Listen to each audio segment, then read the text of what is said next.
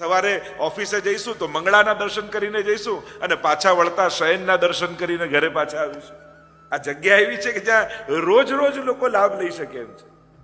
તો આ પ્રભુની કૃપા વગર સંભવ નથી. ઠાકોરજીએ તો કૃપા કરી દીધી છે, વારો હવે આપણો છે. હવે આપણે એ કૃપાને કેવો પ્રતિસાદ આપીએ છીએ હવે આપણા ઉપર છે. 84 વૈષ્ણવનું જે કાર્ય ચાલી રહ્યું છે આપણે આ 2 દિવસમાં પૂરું કરવાનું હતું ને આપ લોકોનો સાથ સદાય મળતો જ રહ્યો છે અને મળતો જ રહેશે. શ્રીનાથજીની જે દિવ્ય કથાનું રસપાન આપણે ગઈકાલથી કરી રહ્યા હતા, જ્યાં મહાપ્રભુજી પધાર્યા છે ગિરિરાજજીની ઉપર અને શ્રીનાથજી બાબા દોડતા દોડતા આવ્યા, મહાપ્રભુજીને ભેટ્યા છે. શ્રી વલ્લભ અને શ્રીજીનો મેળાપ થયો છે અને ત્યાં આજ્ઞા કરી છે કે જગુદ્ધારક રૂપે મારે બિરાજવું છે અને મારું મંદિર ત્યાં સિદ્ધ કરાવો. પણ હજી જ્યારે મહાપ્રભુજી પધાર્યા એના પહેલા શ્રીનાથજી બાબાએ પોતાની લીલા બતાવવાની શરૂઆત કરી દીધી. જો પ્રભુ પધારવાના હોય ને તો એના સંકેતો પહેલેથી જ મળવા લાગે. કોઈને ખબર હતી કે આજે જાસ્પર સેન્ટર ખુલ્યું અને એના પહેલા જ વર્ષે અમારે જવાનું ત્યાં થશે? પ્રભુ કેવા સંજોગો આપણને એક ક્ષણેમાં ખબર ન હોય. ભગવાનનું આયોજન તો વર્ષો પહેલાથી શરૂ થઈ ગયું હોય. આપણે એ પછી ખ્યાલ આવે જ્યારે કનેક્ટ કરીએ એક પછી એક બાબતોને, તો આપણને એમ થાય કે આ ભગવાને આયોજન કેટલું પૂર્વમાં કરી રાખ્યું હશે કે આવો વિચાર રાજભાઈને આવવો કે વડીલોને બેસવાની જગ્યા હેરોમાં નથી અને આ જાસ્પર સેન્ટર એમનું લેવું, એને લઈને પાછું આટલું સુવ્યવસ્થિત રીતે. ખરેખર રાજભાઈ એના માટે તમને ધન્યવાદ આપું. જે રીતે તમે મેન્ટેન કર્યું છે જાસ્પર સેન્ટર, એવું લાગે જાણે હમણાં ખુલ્યું હોય. એટલું સુંદર રીતે એની પવિત્રતા અને સ્વચ્છતા અને સુઘડતા અને વ્યવસ્થા, આ બધું જે રીતે એમને મેન્ટેન કર્યું છે, એટલે એમના આખા પરિવારને હું ખૂબ સાધુવાદ આપું છું કે જે રીતે એ લોકો સંચાલન કરે છે. ખરેખર આપણા ટ્રસ્ટીઓએ પણ આ રીતે શીખવું પડશે કે કઈ રીતે મેનેજ કરવું. અને રાજભાઈની તો ઉપસ્થિતિ 1 મહિનો તો સળંગ તમારે આવવું પડશે પહેલા તો. એટલે જે રીતે એ સંચાલન કરે છે એનું, જે રીતે એની વ્યવસ્થા કરે છે, ખરેખર જોવા તમને એમ લાગે કે હમણાં શરૂ થયું છે.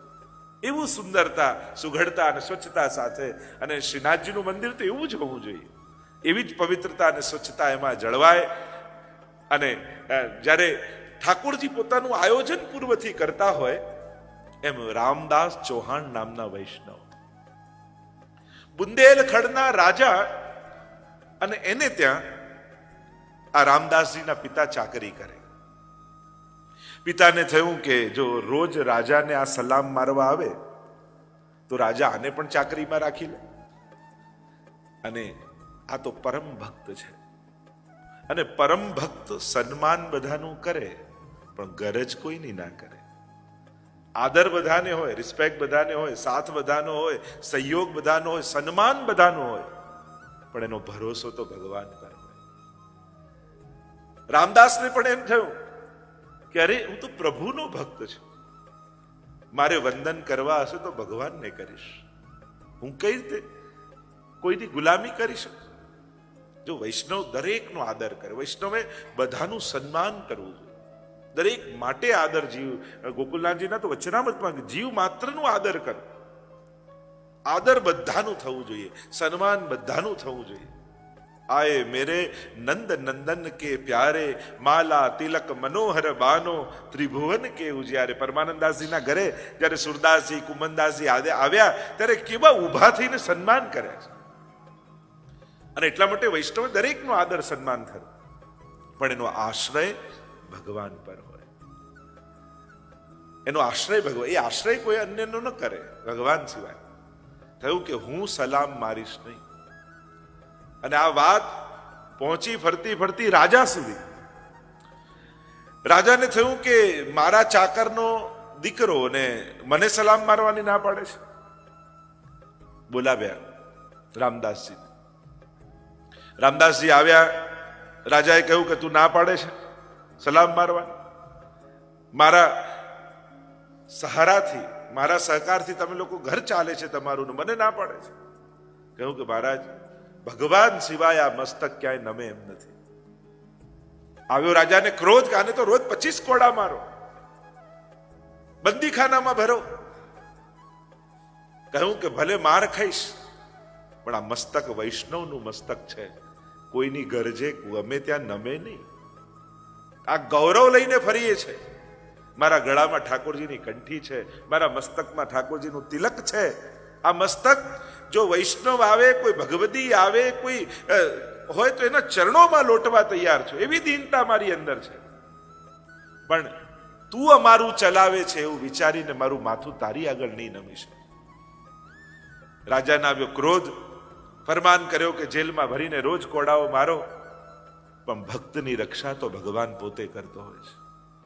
રાજાએ કોઈ વૈષ્ણવનો અપરાધ કર્યો અને એટલા માટે ભગવાને એવી કોઈ ઘટના કરી કે બાજુના દેશનો કોઈ રાજા હતો, એને ચઢાઈ કરી આ રાજા ઉપર અને જેટલા બંદીખાનામાં ગુલામો ભરેલા હતા એ બધાને મુક્ત કરી દીધા.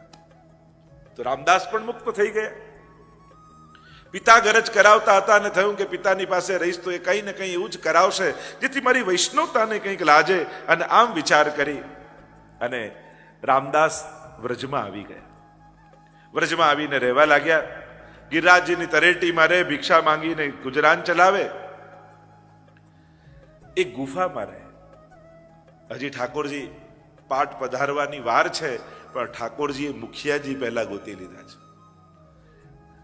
આ રામદાસજી જ્યારે મહાપ્રભુજી પધાર્યા, ઠાકોરજીને પધરાવ્યા છે પાટે, અને રામદાસજી આવ્યા બહાર, ત્યારે રામદાસજીને મહાપ્રભુજી આજ્ઞા કરી કે રામદાસ, તમે શ્રીનાથજી બાવાની સેવા કરો.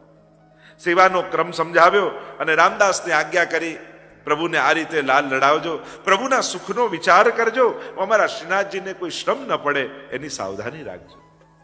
રામદાસજી મુખિયા બની ગયા. સેવાનો ક્રમ સમજાવ્યો છે. શ્રી મહાપ્રભુજી પરિક્રમા કરવા માટે પધાર્યા છે અને અહીંયા શ્રીનાથજી બાવાની તો અનેકવિધ લીલાઓ શરૂ થઈ ગઈ. જે રીતે સારસ્વત કલ્પમાં ઠાકોરજીએ લીલા કરી હતી કૃષ્ણ સ્વરૂપે, એ રીતે શ્રીનાથજી સ્વરૂપે શ્રીનાથજી બાવા બાલ લીલાઓ કરવા લાગ્યા.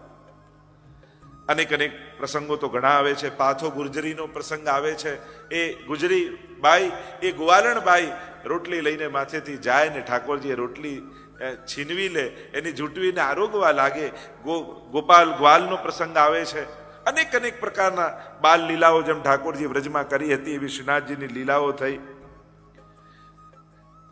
નરો નિત્ય ઠાકોરજીને દૂધપાન કરાવવા આવે છે. મહાપ્રભુજીએ કૃપા કરી નરો ઉપર આગળ એકવાર જે ગઈકાલે ચર્ચા કરતા હતા, અંબાલા ગામમાં પૂરણમલ નામના એક શ્રીમંત રહે. પિતાજી ગુજરી ગયા એટલે પિતાનું બધું ધન આ અંબાલામાં રહેતા પૂરણમલને મળ્યું. એકવાર સૂતા છે, જો ઠાકોરજી ક્યારે કોના પર કૃપા કરે કોણ જાણે. રાતના સ્વપ્નમાં શ્રીનાથજી બાવા આવ્યા. હવે આમણે ક્યારે શ્રીનાથજીના દર્શન કર્યા નહોતા. શું મહાપ્રભુજી, કોણ પુષ્ટિ માર્ગ, શું વૈષ્ણવ ધર્મ, કાંઈ જ જાણતા નથી. પણ સ્વપ્નમાં શ્રીનાથજી આવ્યા અને આજ્ઞા કરી, પૂરણમલ તું મારું મંદિર બનાવ. એકદમ આંખ ખુલી. અરે આ કોણ સ્વરૂપ હતું, આ કોણ મને કહી રહ્યું છે? અને રોજ આ સ્વપ્ન એને આવે. આશ્ચર્ય થયું. અમારે બી અમદાવાદમાં એક બીજું મંદિર છે અને જેનું હતું એ ઘર, એ કદાચ અન્ય ધર્મના હતા, પણ કોઈની સાથે શ્રીનાથજી દર્શન કરવા ગયા. આ સત્ય ઘટના કહું છું. અને દર્શન કરવા માટે ગયા અને શ્રીનાથજીના દર્શન કરતા હતા તો પેલા એમના સગાની સાથે ગયા હતા. દર્શન કરતા કરતા જયારે દર્શન કરતા શ્રીનાથજીના, ત્યારે શ્રીનાથજી જાણે એમને કહ્યું કે મારે તારા ઘરે આવવું છે. ત્યારે પેલાને એમ થયું કે હું તો અન્ય ધર્મમાં માનું છું, હું તો વૈષ્ણવ પણ નથી, અને શ્રીનાથજી મને આવું જતાવે છે. આવું કઈ રીતે સંભવ થાય? મારે ઘરે શ્રીનાથજી ક્યાંથી આવે? પણ ઠીક એના 5 વર્ષ પછી એવું કંઈક થયું કે એના જ ઘરમાં શ્રીનાથજીની હવેલી થઈ અને આજે પણ એ હવેલી ત્યાં ચાલી રહી છે. તો આ પ્રભુ જયારે કૃપા કરે તો કોણ જાણે. ઘણી વાર કોઈ ઘણી કેટલી માળા ફેરવતો હોય, કોઈ કેટલી પાઠ કરતો હોય, પણ આ શ્રીનાથજી બાબા તો એવો નટખટ છે ને કે ક્યારે કોની જઈને આંગળી પકડી આવે કોણ જાણે. અને શ્રીનાથજી એવું જ કંઈક કર્યું. આ અંબાલામાં વસતા પૂરણમલને સ્વપ્નમાં આજ્ઞા કરી શોધતા શોધતા તપાસ કરી છે આ કયા સ્વરૂપ બિરાજે છે. ખબર પડી કે ગિરિરાજજીની ઉપર દેવ દમન શ્રીનાથજી પ્રગટ થયા છે. જગતગુરુ શ્રી વલ્લભાચાર્ય મહાપ્રભુજી ત્યાં પધરાવ્યા છે. બોલાવ્યા. ચિત્ર દોરનાર મંદિરના જ્યારે આખો આકાર બનાવવો છે અને એ સમયના જે મિસ્ત્રી હતા, જે આર્કિટેક્ટ જેને કહીએ, અને કહ્યું કે કંઈક સુંદર એવું મંદિરનું ચિત્ર બનાવો કે જે આપણે ઠાકોરજીને એવું મંદિર બનાવીએ. અને મહાપ્રભુજી આજ્ઞા કરી હતી પૂરણમલને કે પૂરણમલ, આપણે ત્યાં નંદાલયનો ભાવ છે. જો એટલે જ પુષ્ટિ માર્ગીય મંદિરોને હવેલી કહેવાય છે. હવેલી શબ્દ એ ફારસી વર્ડ્સ છે. હવેલીનો મિનિંગ થાય સુસજ્જ વિશાલ ઘર, એને કહેવાય હવેલી. ઓરિજિનલી આ ફારસી વર્ડ છે. તો આપણે ત્યાં મંદિર દેવાલય જેવું નથી હોતું, પણ આપણે ત્યાં નંદાલય હોય છે કે જે સારસ્વત કલ્પમાં ઠાકોરજી પ્રગટ થયા બ્રજમાં, ગોકુલમાં, અને નંદ બાબાનો જે મહેલ હતો, નંદ બાબાનું ઘર, એને કહેવાય નંદાલય. તો એ વિશાળ મહેલને કારણે, એ વિશાળ ઘરને કારણે આપણે ત્યાં આપણા ધર્મ સ્થાનોને હવેલી શબ્દથી ઓળખીએ છીએ. તો ઓરિજિનલી વૈષ્ણવ ધર્મે આપેલો આ એક સુંદર શબ્દ હવેલી શબ્દ છે. કારણ કે આપણે ત્યાં એ ભાવ છે કે ગુરુના ઘરમાં ઠાકોરજી બિરાજે છે, શ્રી મહાપ્રભુજીના ઘરમાં ઠાકોરજી બિરાજે છે. તો નંદાલયનો ભાવ છે. અને એટલા માટે આવું ચિત્ર બનાવવામાં આવ્યું શ્રીનાથજીના મંદિર. પણ જ્યારે જ્યારે ચિત્રકાર ચિત્ર બનાવે તો આપમેળે એ ચિત્રમાં ધ્વજા થઈ જાય અને શિખર બની જાય. હવે મહાપ્રભુજી આજ્ઞા કરી હતી કે ઘર જેવું આકાર બનાવજો. એક વાર કર્યું, બે વાર કર્યું, ત્રીજી વાર થયું, પાછું એવો જ નકશો બની જાય કે પાછી એમાં ધજા હોય ને શિખર હોય. મહાપ્રભુજી કે મારો વિચાર તો નંદાલય બનાવવાનો છે, પણ શ્રીજીની શું ઈચ્છા છે? અને ત્યારે શ્રીનાથજી બાબાએ જણાવ્યું કે શ્રી વલ્લભ, મારી ઈચ્છા છે કે અહીંયા દેવાલયની રીત રહે. આ એક સ્થાન એવું બને જ્યાં શિખર અને ધ્વજા હોય અને સમસ્ત જીવોના ઉદ્ધાર માટે હું બિરાજમાન થાઉં. અને આમ શ્રીનાથજી બાબાની ઈચ્છાથી શ્રીનાથજીનું મંદિરનો આકાર જ્યારે બનવામાં આવ્યો ત્યારે ધ્વજા અને શિખર સાથે બનવામાં આવ્યો. અને એટલા માટે તમે પુષ્ટિ માર્ગની બધી હવેલીમાં ફરીને આવો, ક્યાંય તમને ધ્વજા શિખર નહીં દેખાય. એટલે આપણે ત્યાં મંદિર એક શબ્દ એક જ જગ્યા માટે વપરાય છે, અને એ છે નાથદ્વારામાં શ્રીનાથજીનું મંદિર કહેવાય, બાકી બધે હવેલી કહેવાય છે. અને એટલા નાથદ્વારામાં શ્રીનાથજીની ઈચ્છાથી ધ્વજાઓ છે અને શિખર છે. તો આ ભાવના આપણે ત્યાં શ્રીનાથજીની કૃપાથી થઈ. અને પૂરણમલને તો એમ હતું કે હમણાં બધું બાંધી દઈશ, મારી પાસે ઘણું ધન છે. પણ મંદિરો ધનથી બનતા નથી, શ્રદ્ધાથી બનતા હોય છે. મદ આવ્યું ધનનું કે મારી પાસે ઘણું છે, હું બધું કરી દઈશ, પણ જ્યાં પાયાનો ખાડો ખોદ્યો એનું બધું ધન એમાં જ લાગી ગયું. ખાડો ખોદવો આપણે. શ્રીનાથજી બાબાએ કંઈક એવું ચમત્કાર કર્યો. ખાડો ખોદાતો જ જાય ને પાયો ભરાય જ નહીં, ભરાય જ નહીં, ભરાય જ નહીં. બધું ધન એમાં ખર્ચાઈ ગયું અને ધન ખૂટ્યું પૂરણમલ પાસે. અરે ભગવાનની આજ્ઞા છે, અને ભાગ્યશાળી હોય એને ભગવાન પોતે આજ્ઞા કરે. આજે કેટલી મોટી કૃપાની વાત છે જ્યારે ભગવાન આપણને મંદિર બાંધવામાં નિમિત્ત કરે. આપણા દરેક હિન્દુઓ માટેનું સૌથી મોટું પુણ્ય, સર્વોચ્ચ પુણ્ય કાર્ય જો કોઈ કહેવાય હિન્દુ તરીકે તો ભગવાનનું મંદિર બાંધવું. હું તો હંમેશા એમ માનું, જે ભૂમિમાં તમે રહો છો ત્યાં ભગવાનને પધરાવો તો તમે ભૂમિનું ઋણ અદા કરો છો. કારણ કે આ ભૂમિનું ઋણ છે. જે ભૂમિએ આપણને ભોજન આપ્યું, જેને સુખ આપ્યું, ધન આપ્યું. ભારત તો વંદનીય છે જ, પણ આ યુકેની ભૂમિ કે જેણે તમને આવું સુખી જીવન આપ્યું, તો આ ભૂમિનું ઋણ અદા કઈ રીતે કરશો? તો કે જ્યારે આ ભૂમિમાં તમે ભગવાનને પધરાવો છો ત્યારે આ ભૂમિનું ઋણ અદા તમે કરો. એમ ભાગવતજી કહે છે. ભાગવતજીમાં કથા આવે છે, જ્યારે ભૂમિ પર ભાર વધ્યો, ભૂમિ દુખી થઈ, ત્યારે બ્રહ્માજી પાસે કહીને કહ્યું કે મારો ભાર કેમ ઉતરે? કઈ રીતે થાય? તો કે ભગવાન ભૂમિ ઉપર પધારે તો મારો ભાર ઉતરે, તો મને પ્રસન્નતા થાય. અને જ્યારે પ્રભુ ભૂમિ ઉપર આવ્યા, કારણ કે પ્રભુનું પૃથ્વી પર આવવાનું 3 કારણ કહ્યું છે. જ્યારે અવતાર થાય ત્યારે ભગવાન અવતાર લે એના મુખ્ય 3 કારણ શાસ્ત્રોમાં બતાવ્યા. એમાં પહેલું કારણ છે ભૂમિના દુઃખનું નિવારણ. કારણ કે જ્યારે ભૂમિ ઉપર પાપ વધે છે, ભૂમિને જનસંખ્યા વધે, માણસો વધે એનો ભાર નથી લાગતો, પણ પૃથ્વી ઉપર પાપ વધે ને ત્યારે પૃથ્વીને ભાર લાગે છે. અને એ પાપનો ભાર ઉતારવા માટે જ્યારે કોઈ ભગવદ મંદિર બાંધે છે ત્યારે સૌથી વધારે કોઈ પ્રસન્ન થતું હોય તો આ ભૂમિ પ્રસન્ન થાય છે, આ પૃથ્વી પ્રસન્ન થાય.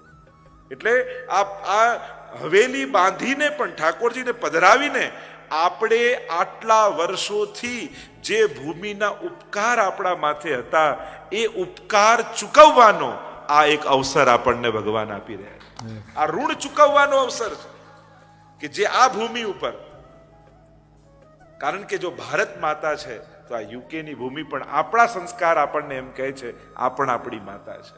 ભારત માટે જેટલો અહોભાવ તમે રાખો છો એટલો જ અહોભાવ અને વફાદારી તમારે આ યુકે માટે પણ તમારે રાખવી જ જોઈએ, કારણ કે તમે અહીંયાના નાગરિક છો. આ સંસ્કાર આપણને આપણી ભારતીય સંસ્કૃતિ આપ્યા છે કે જે ભૂમિ તમને સાચવે છે, તમને સુખ આપે છે, તમને જીવન જીવવા માટે વ્યવસ્થા આપે છે, એ ભૂમિનો ઉપકાર ક્યારે ભૂલવો નહીં. અને એટલા માટે ભારતમાં બધું જ કરીએ ને કરવું જોઈએ, એની કોઈ ના નથી, પણ આ ભૂમિ ઉપર, આ ભૂમિને જ્યારે આપણી જરૂર પડે, અહીંયા જ્યારે કોઈ સત્કર્મ કરવાનો વારો આવે ત્યારે એમાં તો વિશેષ કરીને આગળ આવીને કાર્ય કરવું જ જોઈએ, કારણ કે તમારે તો અહીંયા ભારત વસાવવાનું છે. તો 3 કારણ જે ભગવાનના આવવાના હોય છે એમાં પહેલું કારણ પૃથ્વી હોય છે, પહેલું કારણ એમ પુરાણો કહે છે. બીજું કારણ ગાય હોય છે, કારણ કે ભારતીય સંસ્કૃતિનું એક પ્રતીક છે ગાય. પૃથ્વીને પૃથ્વી તત્વ કોઈ પાછું આપતું હોય ને તો એ ગાય છે. એની તો અત્યારે એની ચર્ચા નથી કરતો. તો જેમ ગાયની રક્ષા ભારતમાં આપણે બધા જ ગૌશાળામાં મદદ કરીને કરીએ છીએ, એમ જ અહીંયા પણ જો લંડનની ભૂમિમાં ગૌશાળા ચાલતી હોય તો અહીંયા મદદે આપણે ઊભા રહેવું જોઈએ, કારણ કે જ્યાં ગાયની રક્ષા થાય એ ઉત્તમ કાર્ય છે. અને ત્રીજું, ભગવાનનું આવવાનું કારણ એ ભક્તો છે. ભક્તોને જ્યારે વિપત્તિ આવે છે, સંકટ આવે છે, ત્યારે એ સંકટમાંથી ઉગારવા માટે ભગવાન પોતે આવતા હોય છે. આ 3 વિશેષ કારણ ભગવાનના આવવાના કયા છે. તો પૂર્ણમલ ક્ષત્રિય ખૂબ પરિશ્રમ કર્યો, કોશિશ કરી, પણ બધું ધન જતું રહ્યું, કારણ કે ભગવાનને પોતાનામાં ભરોસો બેસાડવો છે. અને એટલા માટે ભગવાન પોતાનામાં વિશ્વાસ જગાવવા માટે ઘણીવાર લૌકિકના ટેકાઓ ખસેડી લેતા હોય છે. આપણને એમ લાગે કે લો આના તો ભરોસે હતા, એ સાથ ના આપ્યું, આપણે તો આના વિશ્વાસે હતા, આ સરકી ગયો. આમ કરી કરી ભગવાન આપણા લૌકિક જે કલ્પિત મનોકલ્પિત ટેકાઓ છે એને ખસેડી લે, અને ત્યારે સમજમાં આવે કે આના કરતા ભગવાન પર ભરોસો રાખવો સારો. અને એટલે માટે ભગવાન પોતાના પર ભરોસો બેસાડે છે આપણા ઉપર. બધું ધન ગયું, શું કરવું, પણ કટિબદ્ધ હતા પૂરનમલ. મને ભગવાનની આજ્ઞા થઈ છે, મારે ઠાકોરજીના એ વચનને પાળવા છે. ઠાકોરજીને પ્રશ્ન કર્યો કે આવું કેમ?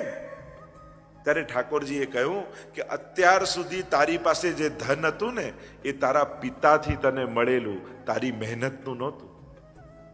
તારા પિતા જે સંપત્તિ મૂકી ગયા એ હતું, પણ હું એમ ઈચ્છું છું કે તારો પરસેવો પડે ને તારી મહેનત જેમાં હોય અને તારા પરિશ્રમની સુગંધ જેમાં હોય, મારે તો એ પૈસાથી મંદિર બંધાવવું છે.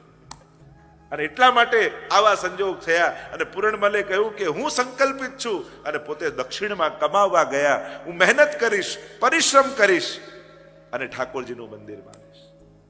હાર્યા નથી, ભાગ્યા નથી, થાક્યા નથી. સત્કાર્ય કરવા નીકળો ત્યારે હંમેશા યાદ રાખજો, એવું વિચારીને ન નીકળતા કે બધા સારા જ લોકો મળશે, બધા અનુકૂળ સંજોગો જ આવશે, જે ધારીશ એવું જ થવાનું છે. ના, મારો સંકલ્પ દ્રઢ છે, ગમે તેવા સંજોગો સામે આવે પણ હું મારા સંકલ્પથી નહીં ડગું. સંકલ્પ મજબૂત હોવો જોઈએ. એ દ્રઢતા હોય તો આપમેળે સંજોગો અનુકૂળ થવા લાગતા હોય છે. અને એટલા માટે સત્કાર્ય કરવા નીકળો ને ત્યારે ઘણા લોકો અમે તો સારું કરવા ગયા તોય આવા લોકો આવ્યા, તોય આમ થયું. તો એવી શરતો રાખીને નીકળો જ નહીં. તમારો સંકલ્પ શુદ્ધ છે, તમારી ભાવના શુદ્ધ છે, તમારો આ પરિશ્રમ સમાજના કલ્યાણ માટે છે. અને જેના લક્ષ્ય ઊંચા હોય ને, જેની ભાવના મોટી હોય ને, એને સાથ આપવા માટે ભગવાન પોતે આવી જતા હોય છે. આ શ્રીનાથ ધામ ખરેખર એક ક્ષણ માટે વિચારીએ તો એમ જ લાગે કે આ કંઈક ઠાકોરજીએ જ કંઈક ઘડ્યું, ઠાકોરજીએ જ સંજોગ ઘડ્યા. નહીં તો આપણે પ્લાનિંગ કરવા જઈએ તો એ સંભવ જ નથી. વિચારી ન શકાય કે આવું થઈ શકે. અને ઠાકોરજી કેવા ક્ષણોમાં સંજોગો અનુકૂળ કરતા હોય છે. આ પ્રભુનો સાથ છે. પ્રભુની વિશેષતા એ છે કે પ્રભુ આવીને સાથ આપે છે પણ એમનો હાથ દેખાતો નથી. એ ક્યારે કોના હૃદયમાં આવીને વસી જાય અને ક્યારે પોતાનું સામર્થ્ય કોની અંદર પધરાવી દે. તો આ પૂર્ણમલ ક્ષત્રિય એવા છે કે મને ભગવાને અવસર આપ્યો છે, મોકો આપ્યો છે મંદિર બાંધવા. દુનિયાનો દરેક માણસ પોતાનું ઘર બાંધીને રહે છે, પણ ભગવાનનું ઘર બાંધવાનો મોકો મળે અને એમાં ભગવાન મને નિમિત્ત કરે તો પછી હું પાછો કેમ ખસી જાઉં. આપણે ત્યાં તો પેલું રામાયણમાં એની પેલી ખિસકોલીની વાર્તા આવે ને કે પેલું રેતીમાં જઈ પાણી વાળી થઈ અને નાની નાની પોતાના શરીરમાં રેતી ચોંટાડીને પાછી દરિયામાં નાખે. ત્યારે પૂછ્યું કે આ તું શું કરે છે? તો કે આ બધા પથ્થરા નાખે પણ પથ્થર ઉચકવાનો તો તાકાત મારામાં નથી, મારામાં તો રેતી પધરાવવાની તાકાત છે અને હું મારા સામર્થ્ય પ્રમાણે હું પણ ભગવાનને સાથ આપું છું. એમ કોઈ પથ્થર નાખે, કોઈ સાથ આપે, કોઈ રેતી પધરાવે, પણ જેનું જેટલું સામર્થ્ય હોય. આ સેતુ બંધ થઈ રહ્યો છે તો કોઈ અળગા ન રહી જતા, કોઈ ચૂકી ન જતા. એક જંગલમાં આગ લાગી અને આગ લાગી અને જંગલ બળવા લાગ્યું, ભળ ભળ ભળ ભળ. અને જ્યારે જંગલ બળવા લાગ્યું તો હવે બચાવે કોણ? બધા પ્રાણીઓ ભાગે છે બહાર જંગલ છોડીને. અને નાની નાની ચકલીઓને એમ થયું કે અરે આ આગ ઓલવશે કોણ? આપણાથી તો કેમ, આપણી તો નાની ચાંચ, આપણે કેમ ઓલવી શકીએ? ત્યારે ચકલીઓને એક સરદાર હતો, એને કહ્યું ચલો પ્રયાસ તો કરીએ. સામર્થ્ય ભલે નાનું હોય પણ પ્રયાસમાં સચ્ચાઈ હોય ને તો સામર્થ્ય ભગવાન આપી દેતા હોય છે. શું કરીએ? તો કે ચાલો આપણે નદીમાં જઈએ, આપણી ચાંચમાં પાણી ભરીએ ને છાંટીએ. અને બધા ચકલીનું ટોળું ગયું પાણીઓમાં અને પાણીમાં ચાંચમાં પાણી ભરે, નાખે, ચાંચમાં પાણી ભરે ને પાછું નાખે અને પ્રયાસ ચાલુ રહ્યો. એટલામાં બધા હાથીઓનું ટોળું ભાગી રહ્યું હતું. અને હાથીના સરદારે જોયું કે અરે આ નાની નાની ચકલીઓ કરે છે શું? વારે ઘડી ઉડીને આવે પાણીમાં, પાછી જાય પાછી જાય પાછી. એટલે ચકલીનો સરદાર તો એને પૂછ્યું કે આ કરો છો શું? તો કે જ્યારે મોટા મોટા સામર્થ્ય વાળા લોકો કે જ્યારે સમાજને એની જરૂર છે અને ત્યારે આગ જોઈને ભાગી રહ્યા છે.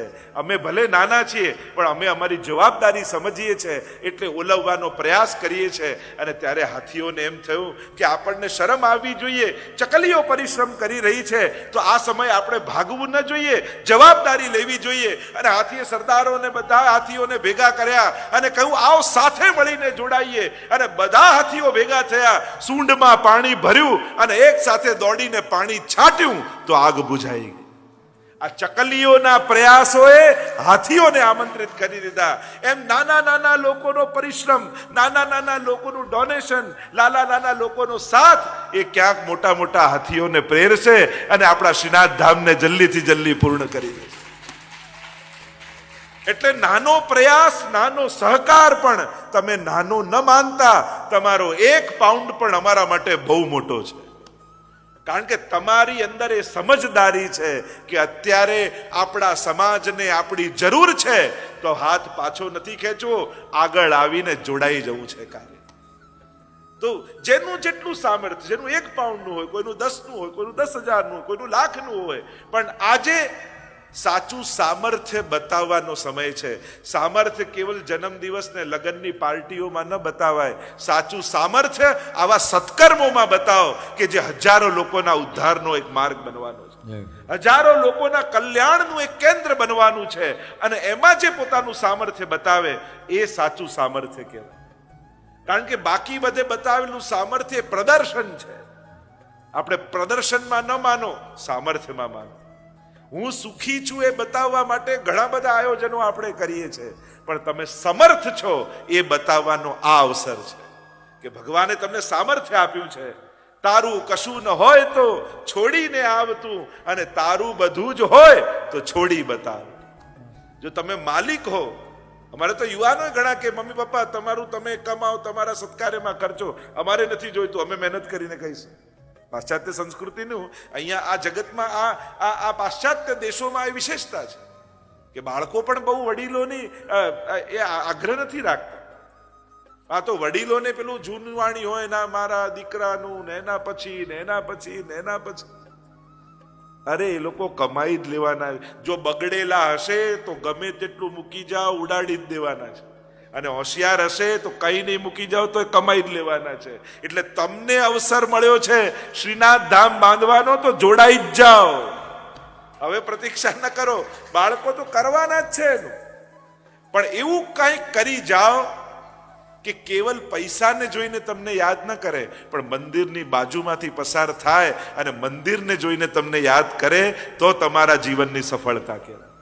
કે આ સત્કાર્ય થતું હતું ત્યારે મારા બાપુજી સાથે હતા, આ સત્કાર્ય થતું હતું ત્યારે મારા વડીલો સાથે હતા. એટલે આવા સદકાર્યોના જ્યારે વિચાર અને વાત નીકળે ત્યારે તમારા બાળકો તમારું એક્ઝામ્પલ આપે, તમારા આવતી પેઢીને એવું કંઈક કરવાનો અવસર છે. કારણ કે ઘરમાં જ્યારે વાત નીકળે તો તું તમારા ગયા પછી તમે શું ઈચ્છો છો કે તમારા પૌત્રા સાથે તમારો દીકરો વાત કરતો હોય તો કઈ વાત નીકળે ત્યારે તમને યાદ કરે.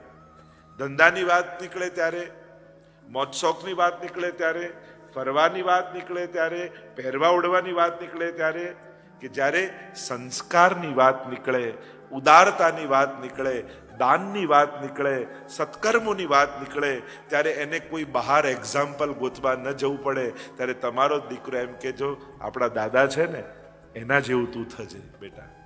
એણે જો કેવા સત્કાર્યો સમાજમાં કર્યા, આજે હજારો લોકો એનો લાભ લઈ રહ્યા છે. બેટા સારું કરવું હોય ને તો દાદાનો ફોટો ઘરમાં રાખજો. શું તમે ઈચ્છો છો તમારો પૌત્ર એક નાનકડો ફોટો એના ટેબલ પર તમારો રાખે અને જીવનમાં એને પ્રેરણા મળે તમારાથી? ત્યારે આપણા જીવનની સફળતા કહેવાય. બાકી આ દેશમાં છીએ તો બધાનું પૂરું તો થવાનું જ છે, એમાં કોઈ શંકા છે જ નહીં. બધા પોતપોતાની રીતે પૂરું કરે જ છે અને કરવાના જ છે. પણ જ્યારે આવા સંજોગો સામે હોય ત્યારે સમર્થોએ સામે આવવું જોઈએ. આ જવાબદારી લેવાનો સમય છે, જવાબદારીઓથી ભાગવાનો સમય નથી. કારણ કે સમય ચૂકી ગયા ને, મંદિર તો કોઈનાથી અટકવાનું નથી, એ તો થવાનું જ છે. આ તો નિશ્ચિત વાત કે ઠાકોરજીને બાંધવું છે અને ઠાકોરજી કરવાના જ છે. પણ આપણી સામે આવેલો સમય જતો રહેવાનો છે, આપણી સામે આવેલી તક જતી રહેવાની છે. બસ તક ન ચૂકી જતા, નહીં તો અફસોસ રહી જશે. આ પાયાના પથ્થર બનવાનો સમય છે. અમારે જ્યારે અમદાવાદમાં વ્રજધામ હવેલી બનતી હતી અને કથા ચાલતી હતી, અત્યારે તો કાંઈ નહોતું. એક અંધ ગુરુકુળ એ કથાની આગળ, અને એનો એક ચોકીદાર, સાવ ગરીબ માણસ, એકલો રહે. અને જ્યારે કથામાં આવી અપીલ થઈ કે આવું સુંદર કાર્ય થવાનું છે સમાજમાં, આપણા ગામમાં, ત્યારે એને આખી જિંદગી ભેગી કરેલી 50,000 રૂપિયાની બે એફડી એની પાસે, આખું જિંદગીની મૂડી. અને કથામાં સાવ ફાટેલા મેલા કપડા, જાણે કોઈ ગુસવાય ન દે. અને કથામાં આવ્યો કે અમારે મહારાજશ્રીને મળવું છે. અને બધાને થયું કે આ કોણ વ્યક્તિ, ક્યારે કોઈ એને કોઈ કંઠી, ન કોઈ બ્રહ્મસંબંધ, ન કોઈ વૈષ્ણવ કે કઈ જ નહીં, ખાલી શ્રદ્ધા વાળો માણસ, એક ભક્તિ વાળો ને સદવિચાર વાળો. જો કેવા લોકો આવીને સાથ આપી જતા હોય છે ભગવાનના કાર્ય. અને એને લઈને આવ્યા બધા કાર્યકર્તાઓ, પોતે લઈને આવેલો કે આ 50,000 બે એફડી મારી જિંદગી ભરની મૂડી છે અને હજી પાકવાને 3 મહિનાની વાર છે. પણ મારી ઈચ્છા છે કે કાલે તોડાઈને આને સેવામાં લઈ, આ મારી જિંદગીની મૂડી. કારણ કે આટલું સારું કાર્ય થવા જઈ રહ્યું છે અને મને એમ થાય જિંદગીમાં હું કંઈ પુણ્ય કરીને જાઉં અને મારું બધું ભેગું. મેં કીધું તો રહેવા દે, તારા જીવનમાં કામ લાગે. ના, મને સારો વિચાર. મેં કીધું 3 મહિના પછી આપજે તો થોડા પૈસા તને મળી જાય. લોકો ના, કોને ખબર કાલે મારો વિચાર ફરી જાય તો? મને મારા મન ઉપર ભરોસો નથી. આજે મને જે વિચાર આવ્યો છે, કાલે પણ મારું મન આવું જ રહેશે એવો ભરોસો મને મારા પર નથી. અને એટલા માટે સારા વિચારને હું ગુમાવવા નથી માંગતો.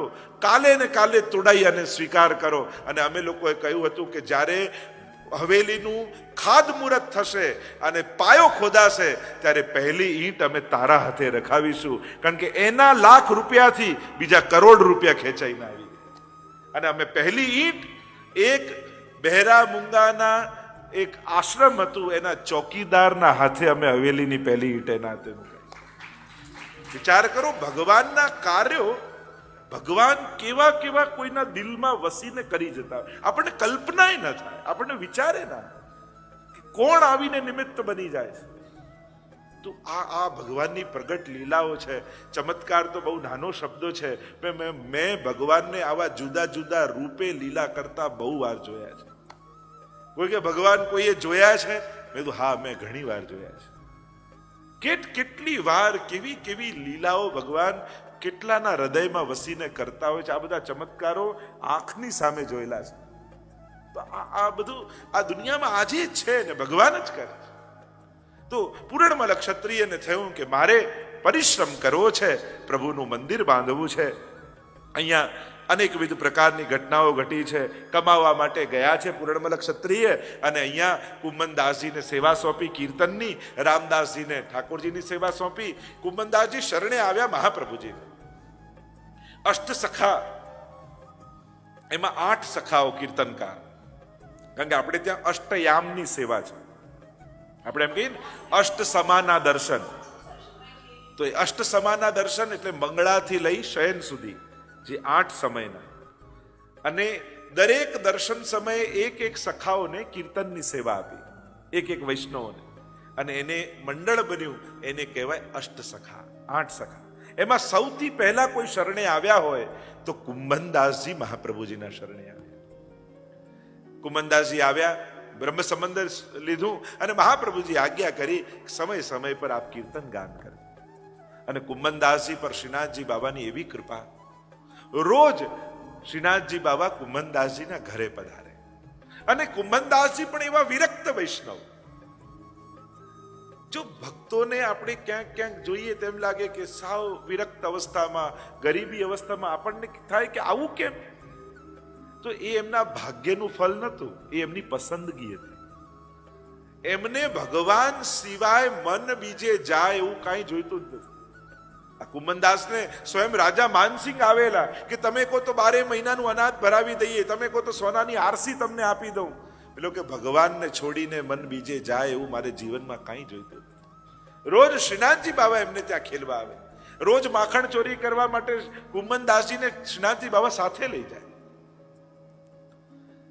7 દીકરા કુંભનદાસ. પૂછ્યું એકવાર ગુસાઈજીએ, કુંભનદાસ તમારે કેટલા દીકરા છે? ત્યારે કુંભનદાસજીએ કહ્યું મારે 1.5 દીકરા છે. અમે તો સાંભળ્યું 7 છે. કુંભનદાસજી કહે કે એક દીકરો છે એ સેવા અને સત્સંગ બંને કરે એટલે એ આખો દીકરો. બીજો દીકરો છે એ ગાયની સેવા કરે છે એટલે સત્સંગ નથી કરતો એટલે અડધો દીકરો. અને બીજાને તો ભગવાનમાં ભાવ જ નથી એટલે એમને તો હું માનતો જ નથી. મારે 1.5 દીકરા છે. કુંભનદાસજીને એવી અનન્ય આસક્તિ શ્રીનાથજી બાબામાં છે. અનેક અનેક પદો, કીર્તન સાહિત્ય, અને એવો નિયમ શ્રીનાથજી બાબાના મંગળાના કીર્તન ગાવાનો કુંભનદાસને છે કે શ્રીનાથજીને છોડીને એક દિવસ પણ બહારગામ જતા નથી. કારણ કે મારો આગ્રહ છે મારી સેવા ન છૂટે. જો તમને જે કંઈ પણ સેવા મળી હોય ને, એ ફૂલ ઘરની હોય કે ભંડાર ઘરની હોય, પ્રસાદ લેવડાવવાની હોય, કાઉન્ટર પર બેસવાની હોય, વ્યવસ્થા કરવાની હોય, પણ એ સેવા એવી નિષ્ઠાથી કરજો કે મને ઠાકોરજી મળશે ને તો અહીંયા જ મળશે. પ્રસાદ વાળો હંમેશા એ જ વિચાર કરું કે મને ભગવાન મળશે ને તો એકવાર થાળી લઈને સામે ઉભેલો ભગવાન મળશે. લાઈન કરાવનારે એમ વિચાર કરું કે મને ઠાકોરજી મળશે ને તો આ લાઈનમાં જ મળશે.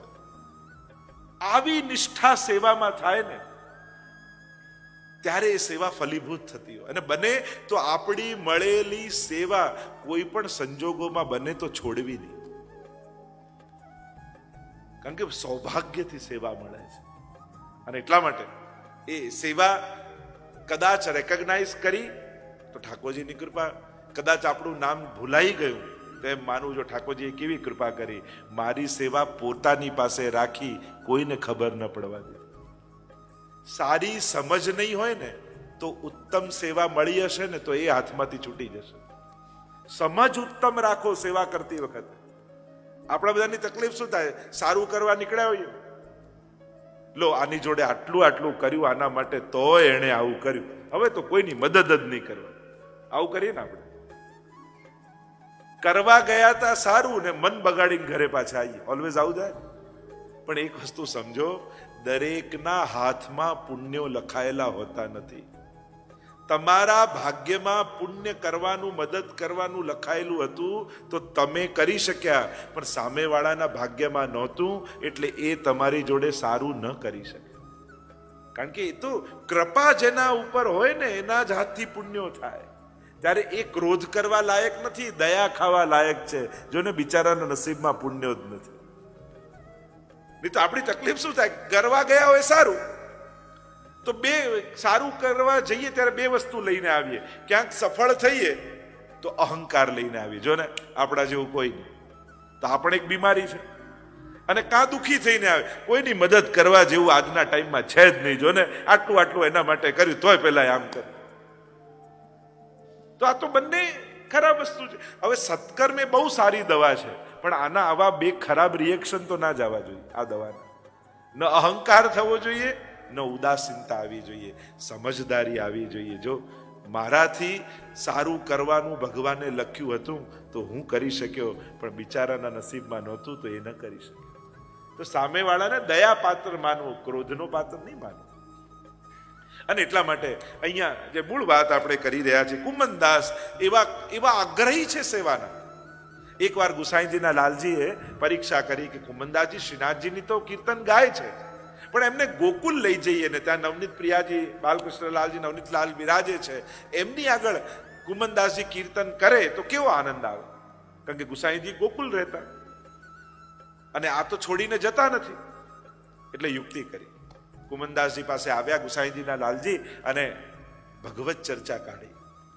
પ્રભુની અલૌકિક લીલાના ગુણગાન કરવા લાગ્યા. અને કુમનદાસ પણ એવા ખોવાઈ ગયા ભગવત ગુણગાનમાં, અને એમના લાલજી હાથ પકડીને ધીમે ધીમે ધીમે ગોકુલ તરફ લઈ જવા લાગ્યા.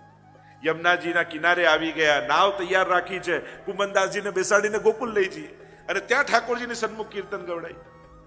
અને આખી રાત સત્સંગ ચાલ્યો. ચાલતા ચાલતા સવાર પડવાનો સમય થયો અને જ્યાં નાવમાં પગ મૂક્યો ને સૂર્યોદય થયો અને કુમનદાસને યાદ આવ્યું, અરે મારી મંગળાની સેવા.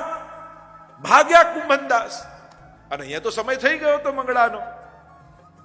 પણ શ્રીનાથજી બાબા પણ એવા કૃપાળુ, તમને જે સેવા કરવાનો આગ્રહ હશે ને તો ઠાકોરજીને પણ તમારા હાથે જ સેવા લેવાનો આગ્રહ થઈ જશે. તમને એમ થાય કે હવે હું નહીં કરું, પણ એવા ઠાકોરજી સંજોગ કરશે ને કે ફરી ફરી ફરી ફરી પાછા તમને ત્યાં લાવી અને તમારા હાથે જ ઠાકોરજી સેવા લેશે. જો જેમ તમને આગ્રહ થાય ને એમ ઠાકોરજીને પણ આગ્રહ થઈ જાય કે મારે તો તારા હાથની જ સેવા લેવી. અને અહીંયા મુખિયાજી અપરસ કરીને જાય, કઈ ને કઈ થાય ને અપરસ છોવાઈ જાય, પાછા સ્નાન કરે, પાછા જાય ને પાછું છોવાઈ જાય. એ લોકોને આશ્ચર્ય થાય મુખિયાજી બિતરિયાજીને કે આ થાય છે શું, ઠાકોરજી જાગતા કેમ નથી.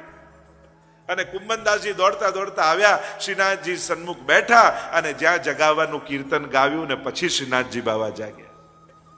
તો જેવો આગ્રહ ભક્તને છે એવો જ આગ્રહ ભગવાનને પણ ભક્તના હાથની સેવા લેવાનો થાય.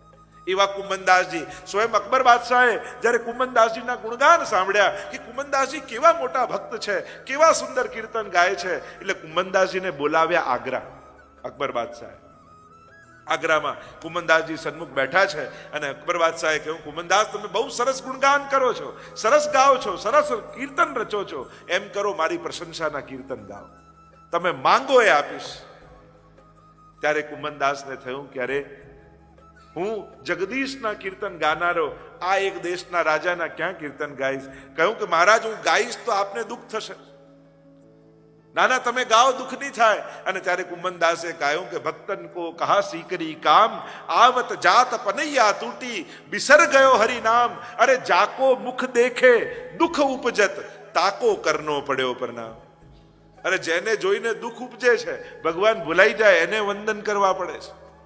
અકબર બાદશાહ તો એકવાર ક્રોધાયમાન થઈ ગયા, પણ સમજદાર બાદશાહ છે, જાણી ગયા કે આને મારી કોઈ ગરજ હોય તો મારા ગુણગાન કરે ને. અને કહ્યું, કુમનદાસ કંઈક તો માંગો મારી પાસે, તમે માંગો એ આપીશ. ત્યારે કુમનદાસે કહ્યું કે એટલું જ માંગુ છું કે આજ પછી મને બોલાવતા નહીં, તમારો ચહેરો બતાવતા નહીં. કારણ કે શ્રીનાથજીથી અળગા થઈ મને ક્યાંય આનંદ આવતો નથી. શ્રીનાથજી જ મારું સર્વસ્વ છે. એવા ભગવદીય કુમનદાસ થયા. અષ્ટસખાના પહેલા આ સખા જે સૌથી પહેલા મહાપ્રભુજીના શરણે આવ્યા. આગળ અન્ય સખાઓની કથા પણ આવી. સુરદાસજી નાનકડા ગામમાં એમનો જન્મ થયો.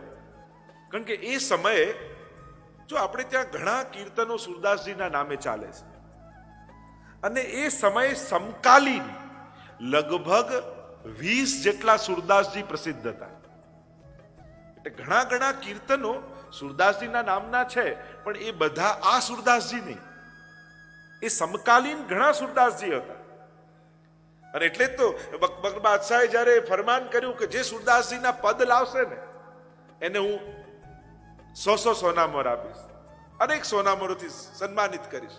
અને બધા લોકો સુરદાસજીના નામના કીર્તન બનાવી લાવવા લાગ્યા કે બાદશાહ સુરદાસજીનું કીર્તન. તો થયું કે આ સાચું કે ખોટું પરખવું કઈ રીતે? તો કે કાગળ પર લખો અને બંનેને પાણીમાં મૂકો, જે ડૂબી જાય ખોટું હશે અને જે તરતું રહેશે એ સુરદાસજીનું હશે. અને આમ પરીક્ષા કરીને સુરદાસજીના કીર્તનની બાદશાહે પરીક્ષા કરી, એવું પણ લેખ આવે છે. તો અનેક સુરદાસજીની કથાઓ પ્રસિદ્ધ છે. અને આ સુરદાસ જે પ્રસિદ્ધ સુરદાસ છે, જેના કીર્તનો આપણે ગાઈએ છીએ, એ મહાપ્રભુજીના સેવક હતા. પહેલા એમનો જન્મ થયો, અને જન્મતાની સાથે આંખોના આકાર પણ એમને નહીં.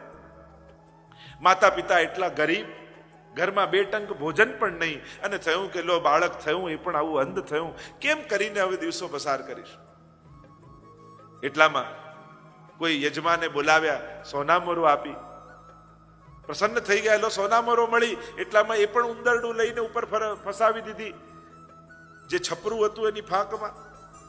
મળેલી સોનામોર ખોવાઈ ગઈ. માતા પિતા દુઃખી થયા કે આ દુર્ભાગી છે, આ આવ્યો ને મળેલી સોનામોરો જતી રહી, શું કરવું?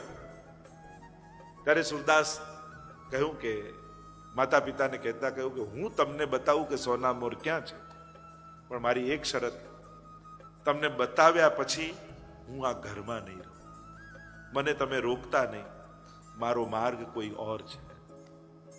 માતા પિતાએ કહ્યું કે આનું જે થવું એ થાય, બતાવો ક્યાં છે. બતાવ્યું કે અહીંયા છે. સોનામોર મળી. માતા પિતાને આવી દયા, એક તો તું અંધ છું, તું જઈશ ક્યાં, શું કરીશ?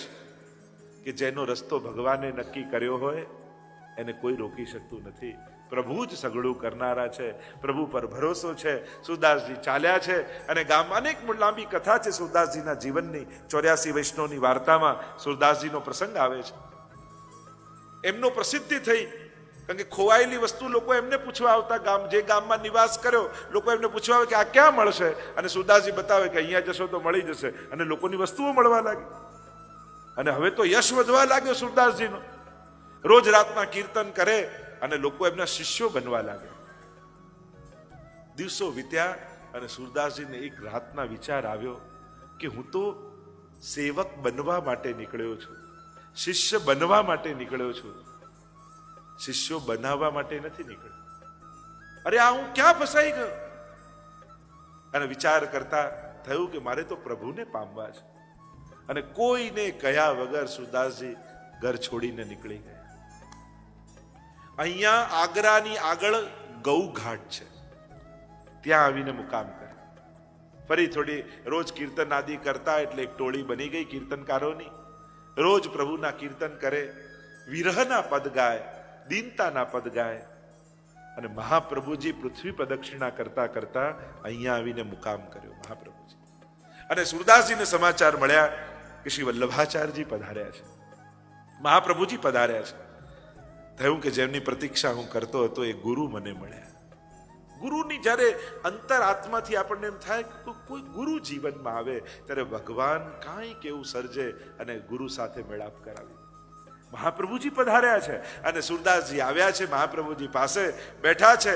મહાપ્રભુજીએ કહ્યું કે કછું કીર્તન ગાઓ સુરદાસ.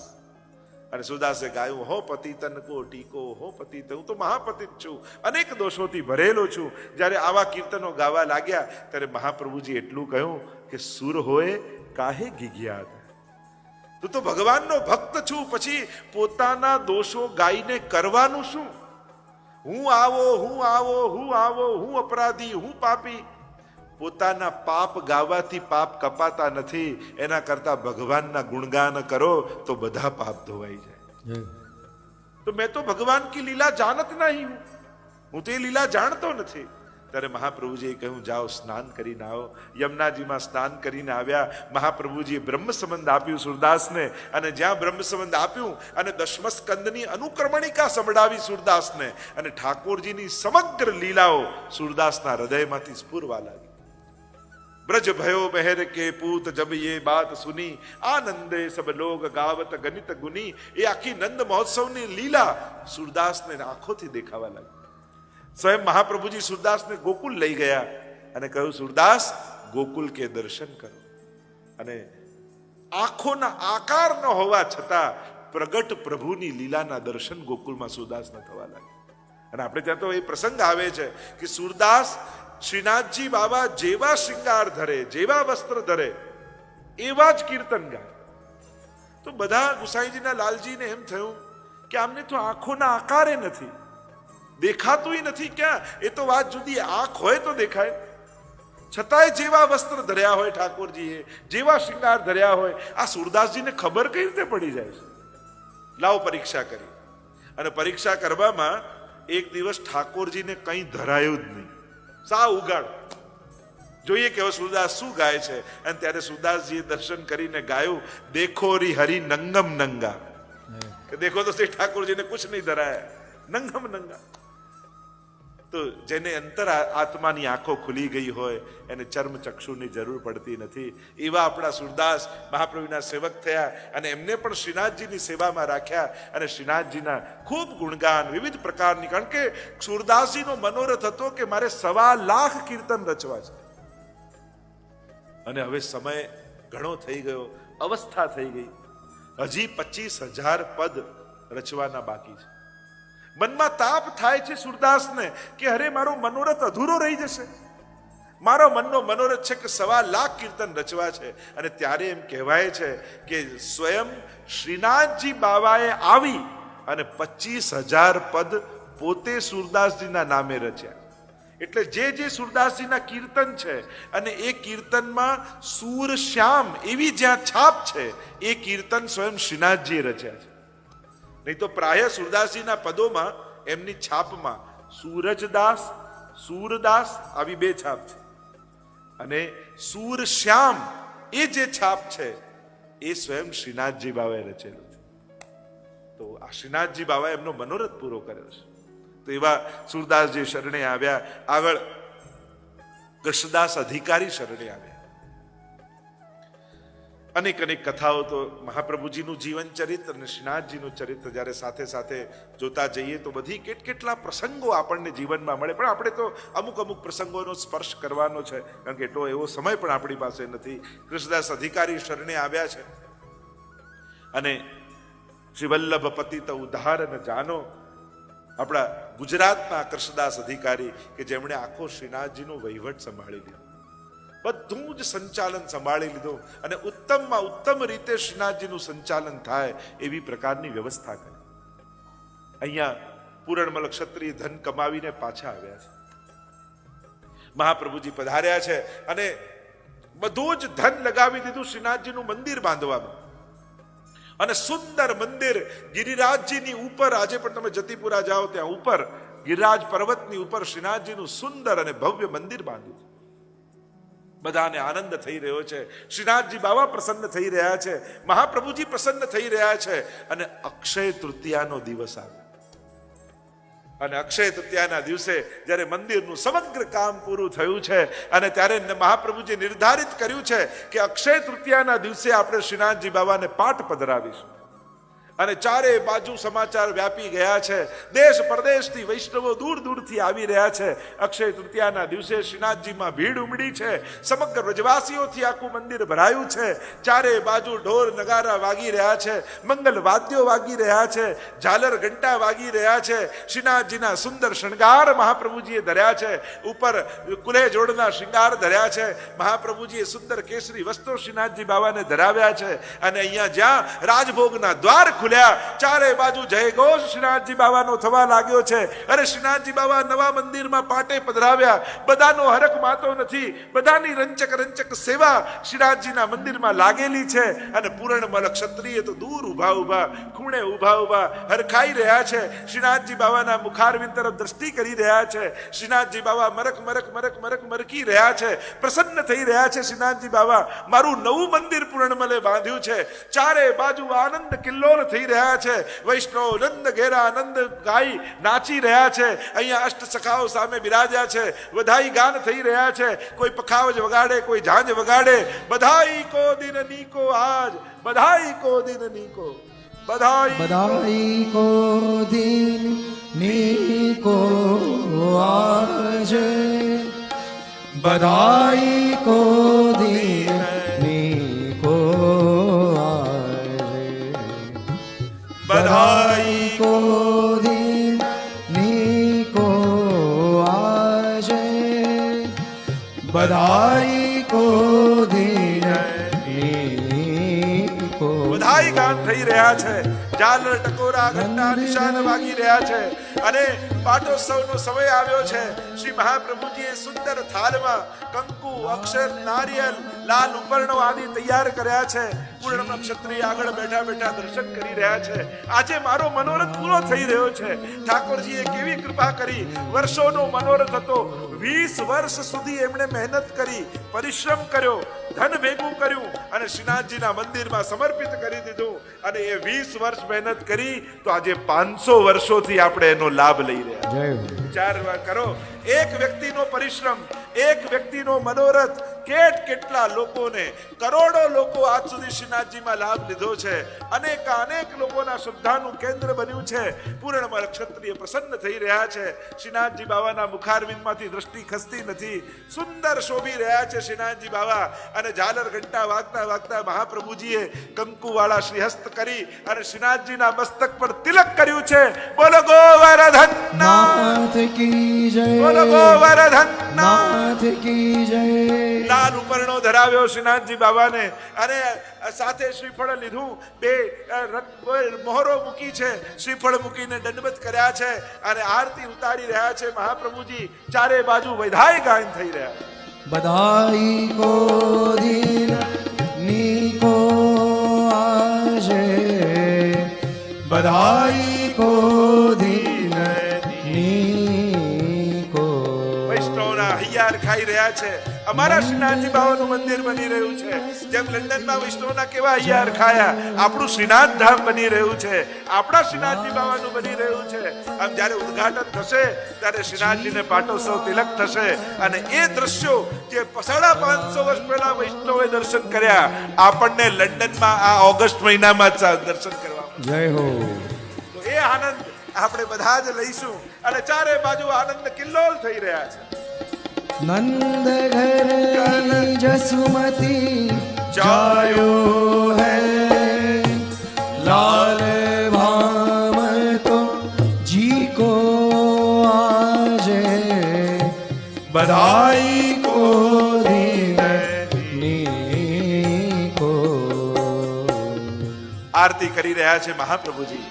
અક્ષય તૃતીયાનો દિવસ છે. જ્યાં પૂર્ણમલ ક્ષત્રિયની સામે મહાપ્રભુજીએ જોયું, ચોધાર આંસુ આંખમાંથી સરી રહ્યા, રૂવાડા રૂવાડા આનંદિત થઈ રહ્યા છે. મહાપ્રભુજીએ વિચાર કર્યો કે આ દૈવી જીવ કેવો ભાગ્યશાળી છે કે જે નિમિત્ત બન્યો અને શ્રીનાથજી સ્વયં પોતાના મંદિરમાં બિરાજ્યા, દૈવી જીવોના ઉદ્ધાર માટે બિરાજ્યા. મહાપ્રભુજીએ નિકટ બોલાવ્યા પૂર્ણમલ. કહ્યું, હવે તારા મનમાં શું મનોરથ છે? શ્રીનાથજી બાવા એટલા આનંદિત થઈ રહ્યા છે કે મને એમ થાય કે તારા મનમાં જે મનોરથ હોય હું પૂરા કરી દઉં, એમ મહાપ્રભુજી કહ્યું. ત્યારે પૂરણમલે કહ્યું, આજે અક્ષય તૃતીયા છે, આપ હમણાં ચંદન ધરશો. જો આપ કૃપા કરો તો આ ચંદન મારા હસ્તે શ્રીનાથજી બાવાના ચરણારવિંદમાં હું સમર્પું. બસ આ એક મનોરથ રહ્યો છે, અને એ પણ સેવા મળે એટલે નહીં, પ્રભુએ મારા પર એવી કૃપા કરી કે આવા કાર્ય માટે મને નિમિત્ત કર્યો. આ ઠાકોરજીનો મારા ઉપર બહુ મોટો ઉપકાર છે. એ તો કોઈની પાસે પણ કરાવી શકત, પણ એમણે મને પસંદ કર્યો. આ મારું સૌભાગ્ય. આપ કૃપા કરો, આપ આજ્ઞા કરો તો આ ચંદન હું શ્રીનાથજીના ચરણારવિંદમાં સમર્પિત કરું. અને મહાપ્રભુજીએ કહ્યું, આવો પૂરણમલ, આવ શ્રીનાથજીની નિકટ આવો. સોનાના કટોરોમાં ઘોટેલું ચંદન મહાપ્રભુજીએ પૂરણમલના બંને હાથોમાં આપ્યું અને કહ્યું, લ પૂરણમલ, શ્રીનાથજી બાવાને ચંદન સમર્પિત કરો. અને ગદગદિત થઈ રહ્યા છે પૂરણમલ. અરે શ્રીનાથજીનો આવો દિવ્ય લાભ મને મળવાનો છે. અને જ્યાં ચંદન લઈ શ્રીનાથજીના એ બંને ચંદનોને લઈ અને શ્રીનાથજીના ચરણારવિંદમાં સ્પર્શ કર્યો. રૂવાડા પૂરણમલના ઊભા થઈ ગયા. સાક્ષાત આનંદમય રસમય શ્રીનાથજી બાવાનો પ્રગટ સ્પર્શ પ્રાપ્ત થયો અને રોમ રોમમાં શ્રીનાથજી બાવા ત્યાં જ વસી ગયા પૂરણમલ. અને કહેવાય છે કે પછી તો અખંડ માનસી સેવામાં પૂરણમલ ક્ષત્રિય રહેતા અને એક જ લીલાનું ચિંતન કરતા કે એમના હાથમાં ચંદન છે અને શ્રીનાથજીના ચરણારવિંદમાં સ્પર્શ કરી રહ્યા છે. જાણે એમનું આખું જીવન એક ક્ષણોમાં અટકી ગયું. એક ક્ષણ એના માટે ઉત્સવ થઈ ગયો. એક ક્ષણ એના માટે ચિરકાલ જીવન બની ગયું. અને એક ક્ષણના જીવનમાં સદાય માટે માનસીમાં મગ્ન થઈ ગયું. આવો લાભ પૂરણમલ ક્ષત્રિયને મળ્યો છે મહાપ્રભુજીની કૃપાથી. અને સાષ્ટાંગ દંડવત પ્રણામ શ્રી મહાપ્રભુજીને કર્યા કે શ્રી વલ્લભ, આપની કૃપાથી હું શ્રીજીને પામ્યો છું. કારણ કે જો આપ કૃપા ન કરે તો અમે શ્રીજીને ક્યાં ઓળખવાના હતા. આપે મારો સ્વીકાર કર્યો, મને શરણે લીધો, તો શ્રીનાથજી બાવાએ આવું સુખ મને આપ્યું. અને આમ આ પૂરણમલ ક્ષત્રિય નિમિત્ત બન્યા છે. જો કોઈ એક વ્યક્તિ મંદિર બાંધે અને કરોડો લોકો ત્યાં આનંદ લેતા હોય છે. આજે આટલા તીર્થોમાં આપણે જઈએ છીએ અને ક્યાંક ને ક્યાંક કોઈ રાજા મહારાજા, કોઈ ભક્તો, કોઈ ભગવદીઓએ આ બધા મંદિર બાંધ્યા છે તો કરોડો લોકોના શ્રદ્ધાના કેન્દ્રો બન્યા છે. તો આ તીર્થો આ ભક્તોને કારણે ઊભા થયા છે. અને આમ પૂર્ણમલ ક્ષત્રિય પર કૃપા કરી છે. બધી જ વ્યવસ્થા કૃષ્ણદાસ અધિકારીને સોંપી છે. અહીંયા જ્યારે પાટોત્સવ થતો હતો ત્યારે મહાપ્રભુજીના ગોપીનાથજી અને ગુસાઈજી બંને લાલજીઓ પણ સાથે છે. એમ કહેવાય છે કે એ સમયે બંને લાલજી સાથે, ગુસાઈજી 4 વર્ષના અને ગોપીનાથજી લગભગ 8 વર્ષની આસપાસની આયુ હતી. અને આ સુંદર ઉત્સવ ઉજવાયો છે. અને મહાપ્રભુજી ત્યાંથી પ્રદક્ષિણા કરવા માટે પધાર્યા છે. આખું એ બાંધકામ પૂરું થયું છે. સુંદર મંદિર ઉપર શિખર અને ધ્વજા ફરકી રહી છે. સર્વ વૈષ્ણવને આનંદ મળી રહ્યો છે. રામદાસજીએ વિનંતી કરી મહાપ્રભુજીને કે હું તો એકાંતમાં સેવા કરવાનો મારો અધિકાર હતો, હવે આપ આજ્ઞા આપો તો હું જાઉં.